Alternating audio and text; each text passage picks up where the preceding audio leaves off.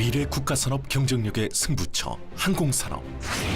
소리 없는 총성과 함께 전 세계의 시선이 모두 하늘에 모인 지금, 미래를 향한 골든타임이 이제 막 카운트다운에 들어갔다. 항공 분야의 4차 산업혁명이라고 말씀드릴 수 있겠습니다.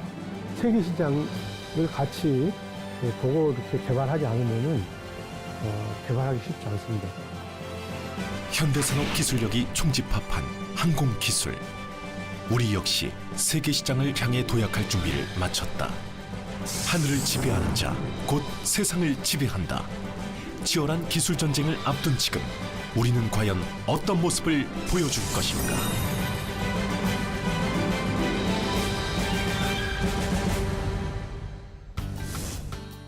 지난 5월에 열린 한 행사 현장. 이 자리는 국토교통 분야 R&D 성과를 소개하는 행사로 총 117개 과제를 맡은 기관과 업체의 부스가 설치됐다. 전시는 물론 체험까지 할 수 있는 이곳에서 특히 관람객들의 관심을 모은 것은 바로 미래 실생활과 직접적으로 연관된 기술들. 그중 유독 주목을 받고 있는 곳이 있었다. 바로 순수 우리 기술로 만든 최고급 사양의 경항공기 KLA-100. 세계에서 유례가 없이 산학학력으로 개발을 하게 됐습니다.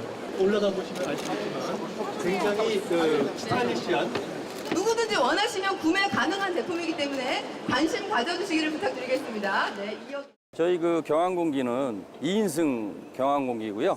예, 국토교통부의 과제를 3년 전에 저희가 이제 받아서 수행을 좀 하고 있는 중입니다. 외형적인 부분에 대한 인증은 지금 받았고요. 이제 비행 테스트만 남아 있는 상황입니다. 그래서 비행 테스트 인증을 저희가 올 가을까지 완료를 하고 올 하반기부터는 양산을 해서 판매를 하기 위한 준비를 한 상태입니다.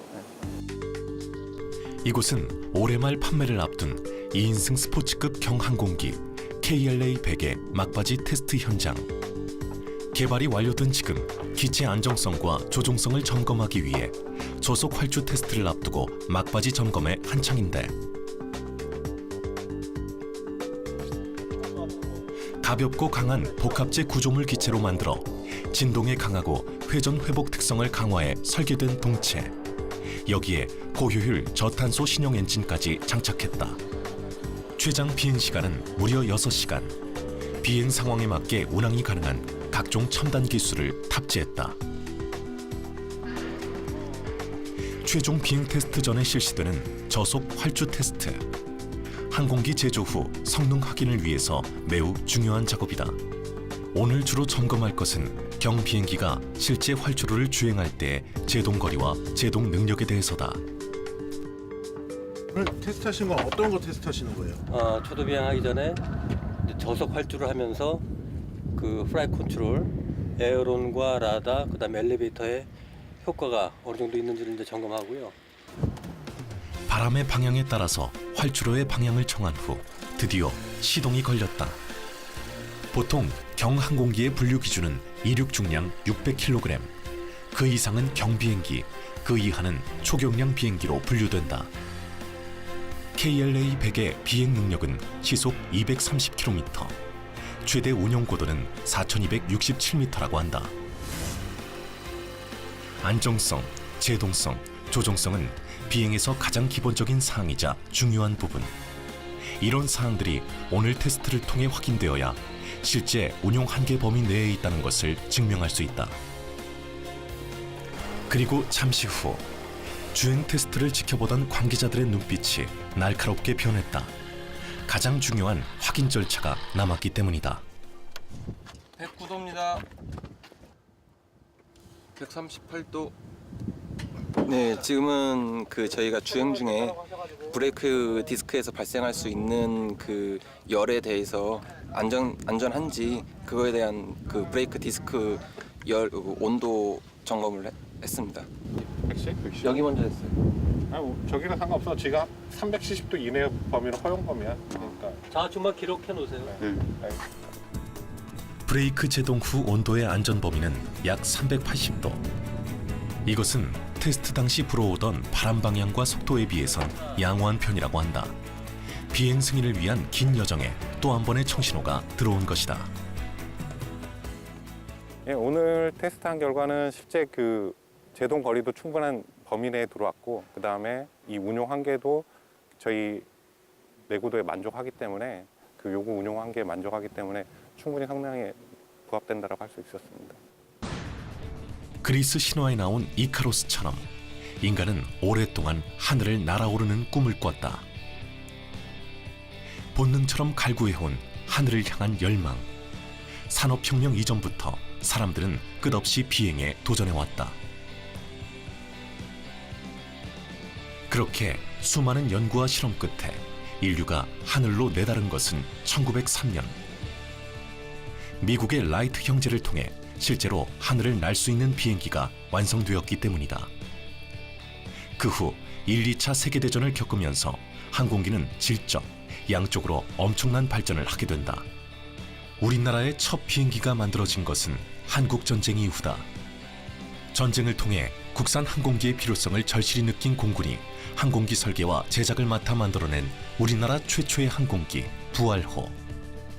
지난 2011년 만든 지 58년 만에 다시 복원할 정도로 우리 항공사엔 의미가 크다. 그리고 이제 그 뒤를 이어 차세대 항공기들이 이륙을 기다리고 있다. 항공기 제조 역사의 시작이 군용기인 만큼 군용기 부분에선 뛰어난 기술력을 보유한 우리나라. 최근엔 민수 항공기 시장을 위한 기술 개발에 한창이다. 그 첫 번째 주인공은 바로 국내 최초 국산 민간 항공기 KC-100.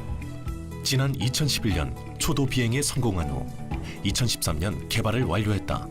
미국 연방항공청 형식 승인 기준에 부합해 제작된 국내 최초 4인승 민간 항공기다. 특히 연구용이 아닌 상업용으로 개발되었다는 점에 의의가 크다. KC-100은 국내 최초로 상업용 목적으로 개발된 4인승 단발 피스톤 항공입니다.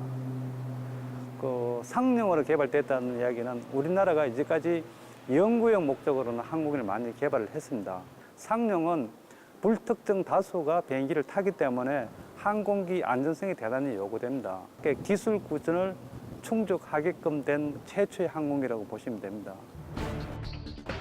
군수용과는 전혀 다른 개발 기준의 민수용 항공기인 KC-100. 길이 8.3m, 폭 11.29m에 최대 이륙 중량은 1633kg이다. 최고 속도는 시속 363km, 그리고 최대 2020km 거리의 운항이 가능하다. 현재 공군 비행 실습용 훈련기로 개조되어 활용 중인 KC-100. 개발 신청부터 인증까지 우여곡절도 많았다. 하지만 여러 시행착오와 어려움을 겪은 만큼 앞으로의 상업 항공기 개발에 소중한 바탕과 자산이 되는 항공기다. 항공산업은 부가가치율이 높은 산업이다. 지난 2013년 통계청의 발표에 따르면 항공산업의 부가가치율은 43%에 달한다.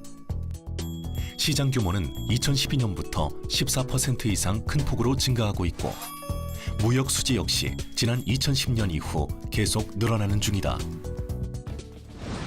우리나라는 지난 40년간 추격형 경제 성장을 해왔다. 그러나 글로벌 경제 위기와 신흥 산업 국가의 등장으로 한계에 봉착한 상태다. 성장 정체를 극복하려면 혁신을 통한 새로운 성장 동력 확보가 필요하다. 그 해법에 항공 우주 산업이 자리 잡고 있다. 항공산업은 국가 전략적 산업으로 제품의 개발 주기가 길고 자본과 기술의 진입 장벽이 높다. 하지만 일단 시장 진입에 성공하면 장기간 안정적 수익 창출이 가능한 미래형 사업이다. 우리나라 항공산업 중 가장 높은 평가를 받고 있는 공항 서비스 분야. 그 중에서도 인천국제공항은 세계의 주목을 받고 있다. 인천국제공항의 누적 수화물이 개항 15년 9개월 만에 5억 개를 돌파했습니다. 누적 수화물 5억 개 돌파는 4억 개를 돌파한 지 불과 2년 만으로 이미 지난 2016년 일일 사용여객 20만 명을 돌파하며 명실상부한 동북아시아 물류의 허브로 자리를 잡았고, 하루 평균 수화물 처리량은 15만 개에 이른다. 현재 인천국제공항 수화물 처리 시설은 총 연장 길이 약 88km의 수화물 컨베이어로 이송되어지는데 시간당 58,320개 수화물을 처리하고 있다. 하지만 일일 항공기 운항 횟수 1,000회 이상, 연간 5천만 명이 오갈 만큼 많은 승객들이 찾는 장소이기 때문에 아직도 수화물 시스템은 해결해야 할 숙제다. 공항에서의 대기 시간이 대부분 수화물 처리로 인한 시간인 만큼 공항을 찾는 이용객들은 보다 빠르고 간편한 방법이 도입되었으면 하는 바람이 크다. 특히 수화물 같은 경우에 좀 많이 불편했는데요. 사람들이 많으니까 워낙 이렇게 줄을 많이 서고 기다려야 되고 그 점이 좀 많이 불편했습니다. 인천공항에서 이 항공기 300여 편이 무더기로 지연되는 일이 있었죠. 이 수화물 처리에 문제가 생겼던 건데 이 원인이 운송 라인 모터 고장으로 밝혀졌습니다. 현재 인천국제공항의 수화물 처리 시스템은 외국 제조사가 만들어냈다. 때문에 문제가 생겨도 대처가 쉽지 않다. 하지만 얼마 전 핵심 부품 다수를 국산화에 성공했다는 반가운 소식이 들렸다. 현재 핵심 부품들과 연계해 검증이 이루어질 수 있도록 대규모의 테스트 베드를 구축, 현장 적용을 위해 준비 중이다. 9개의 기관이 함께한 이 시스템은 핵심 장비 개발은 물론 운영 유지에 필요한 필수 시스템과 경쟁력을 확보할 수 있도록 만들어졌다. 먼저 곡선의 컨베이어인 파워터는 원터치 방식의 탈부착이 가능해졌다. 수화물 자세를 교정하는 BPCS는 이미지 처리 프로세스를 적용할 수 있도록 만들어졌고, 수화물의 경로 전환 컨베이어는 수화물의 잦은 충격과 마찰로 인한 오류를 개선했다. 이렇게 한 단계 업그레이드된 공항 수화물 처리 시스템 개발의 의미는 매우 크다. 공항 수화물 처리 시스템 개발은 대한공항까지 적용이 가능한 부품을 개발하는 국내 최초의 시도로서 과정은 매우 힘들었습니다. 개발 역량 향상과 시장 진입의 발판을 마련해 주겠다는 의미가 있다고 볼 수 있습니다. 우선 개발의 초점을 기존 외산 장비 대비해 유지 보수와 편리성에 일단 중점을 두었습니다. 그래서 장애가 발생할 시에 신속하게 보수 및 교체가 가능하도록 하는 시스템을 개발했고요. 외산 대비 제조 단가를 낮출 수 있도록 해서 가격 경쟁력을 갖출 수 있도록 하였습니다. 이와 함께 개발을 완료한 것은 바로 승객들의 편의를 위해서 만든 자동 수화물 위탁 시스템, 셀프 백드롭 시스템. 공항을 이용하는 승객이 스스로 수화물을 위탁할 수 있는 이 장치도 국산화에 성공했다. 셀프 백드롭 시스템을 이용할 경우 기존의 유인 카운터를 썼을 때보다 시간을 대폭 절약할 수 있다. 여행객으로선 보다 신속한 여행을 즐길 수 있는 셈. 모든 과정들이 유기적인 관계로 이루어지는 항공 시스템.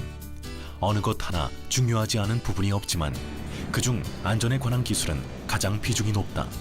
작은 실수가 큰 인명피해로 이어질 수 있는 항공사고. 그렇기에 더욱 우리만의 기술 개발이 절실하다.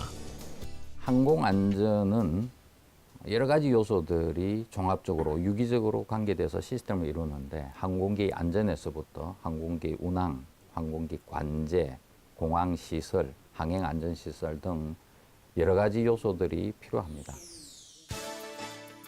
지상에는 자동차가 다니는 고속도로가 있듯이 하늘에는 항공기가 다니는 길, 항로가 있다.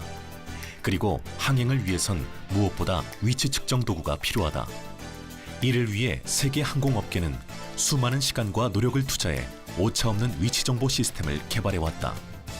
하지만 현재 GPS는 위치 오차 10m 이상, 위치 정보 신뢰도는 전혀 없는 상태. 그래서 이러한 단점을 보강해 SBAS란 시스템을 만들었다.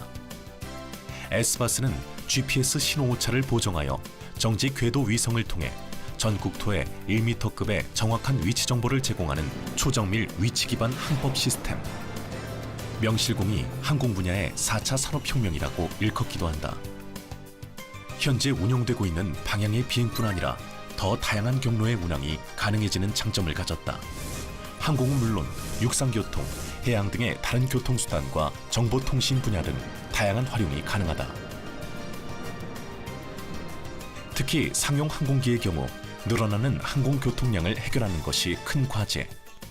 이 문제를 해결하기 위해선 보다 유연하고 정밀한 항행 안전시설이 필요하다. 현재 S바스를 독자적으로 개발 운용하는 나라는 모두 6개국. 우리가 개발에 성공하면 7번째 개발 국가가 된다.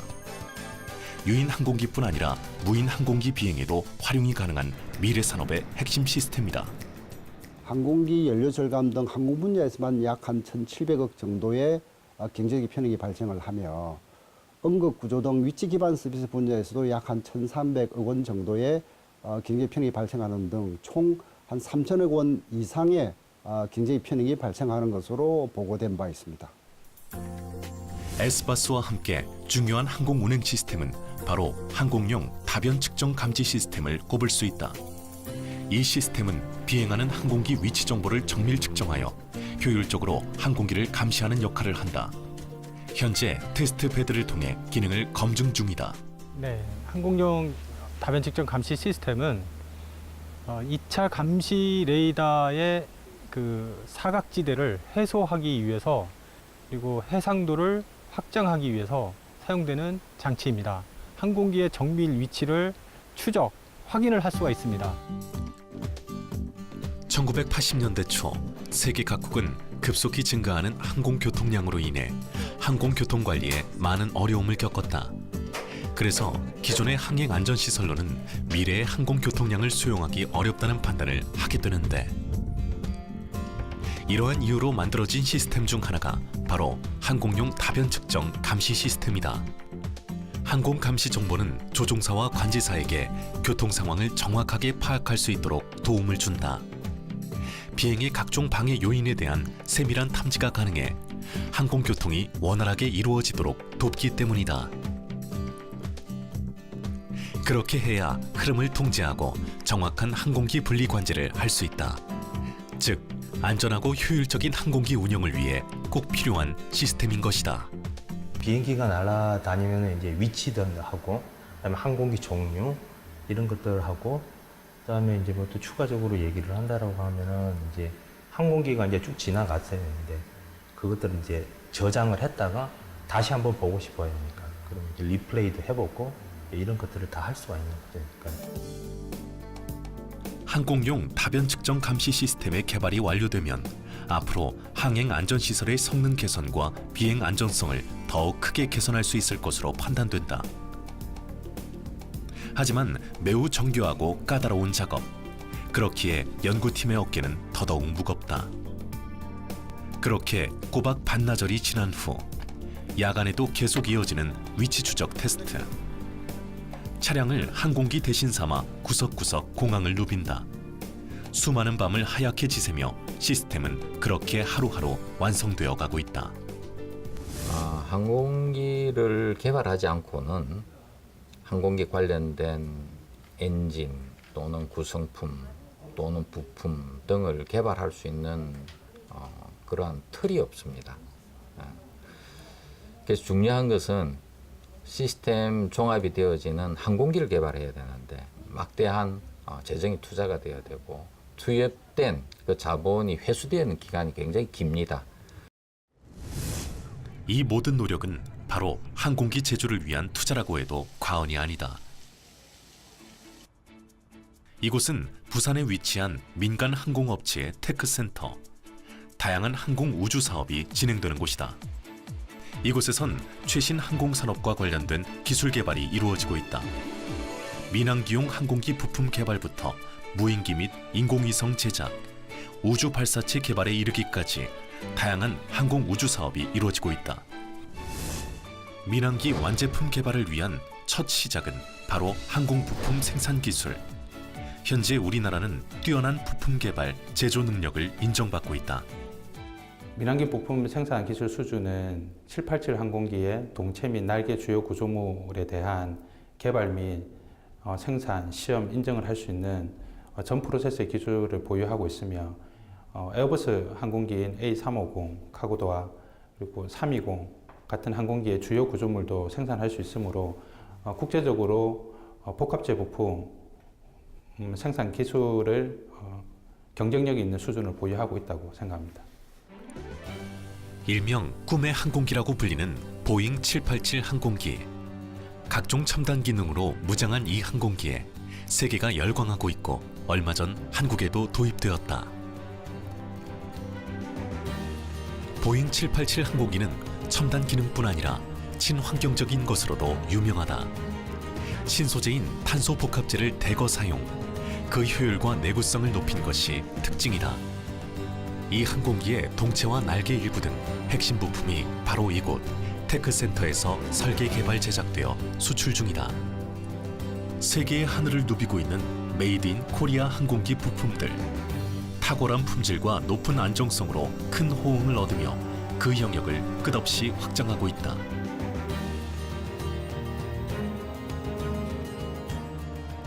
특히 눈길을 끌고 있는 곳은 탄소 복합재 제조 공장. 최신 항공기는 경량화와 효율성 증대를 위해 철제에서 복합재로 많은 부분이 대체되고 있는 상황. 그중 탄소 섬유를 활용한 부품들이 많은 비중을 차지하고 있다. 길고 복잡한 과정을 거쳐 후방 동체와 날개 끝 구조물 등이 여기서 제작되고 있다. 이곳에서는 그 항공기 중앙 동체의 그 격벽 구조물을 복합재를 이용해서 만드는 작업을 하고 있습니다. 탄소 섬유는 같은 강성을 위해서 한 15%에서 30% 정도 무게를 훨씬 줄일 수 있는, 그래서 우리 항공기의 연료 효율을 높일 수 있고, 그래서 앞으로 최첨단 항공기를 만드는 데 꼭 필요한 그러한 소재라고 말할 수 있습니다. 민항기의 동체 상단 부분을 설계, 개발, 제작을 해내고 있는 우리나라의 항공기술력. 언젠가는 민항 여객기의 핵심 부품, 더 나아가 완제기까지 우리 손으로 만들어내는 그날을 꿈꾸며 모두가 바삐 움직이고 있다.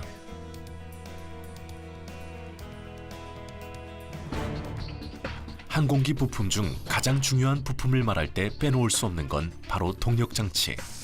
특히 항공기 엔진의 경우 처음 시동에 필요한 동력만도 수백 마력에 달할 만큼 엄청난 동력이 필요하다. 따라서 언제나 별도의 보조 동력장치가 구비되어 있어야 한다. 현재 우리나라는 군용에 이어 민항기용 보조 동력장치 개발을 계획하고 있다. 보조 동력장치는 그 자체가 하나의 완벽한 가스터빈 엔진이라고 할 수가 있습니다. 이 엔진은 향후 민항기에 직접 채택이 가능하고 기타 최근 다양한 분야에서 소규모 발전기의 수요처가 늘어나고 있는 상황이기 때문에 향후 저희의 사업 확대가 예상이 됩니다. 항공기술에서 부품 제조만큼 중요한 것이 있다. 바로 항공정비사업 MRO 사업이다.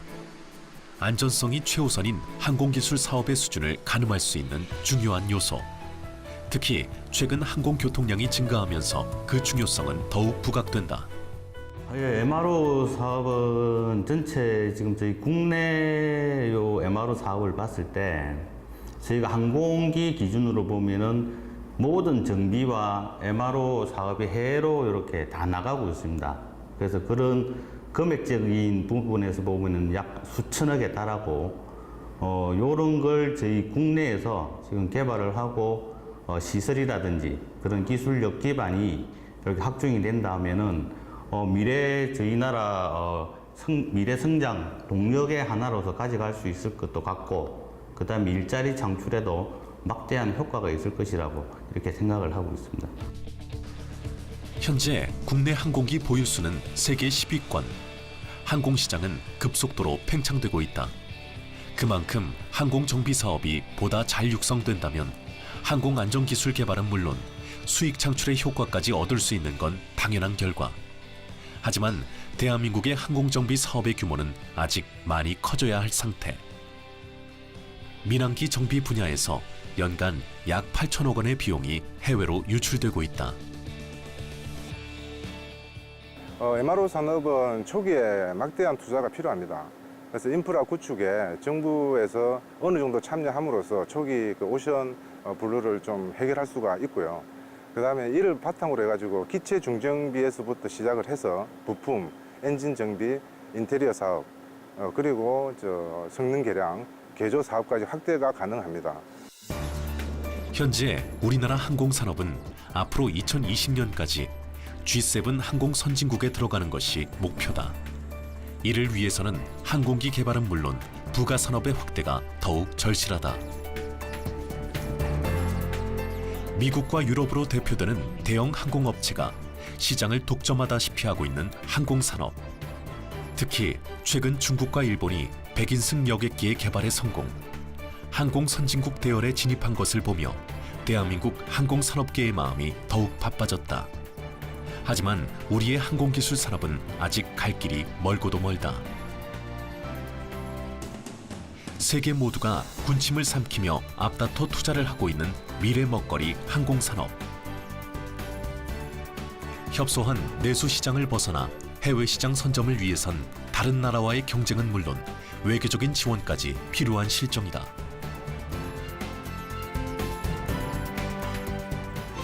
민간 항공기 쪽에 연구 개발 분야에 지속적인 투자가 필요합니다.